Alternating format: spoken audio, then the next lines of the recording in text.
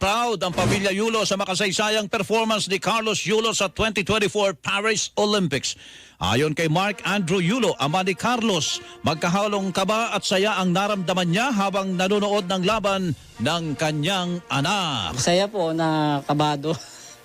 Nakakaba rin po manood kasi minsan talaga talaga pag tumitira talaga kailangan pagdarasal mo stick landing Talagang sa kanya talaga yung laban Sa gitna nito ay naging emosyonal ang ama ni Carlos at lubos-lubos ang pasasalamat sa Japanese coach ni Carlos. Malaki po kasi utang na loob namin kay Coach Muli.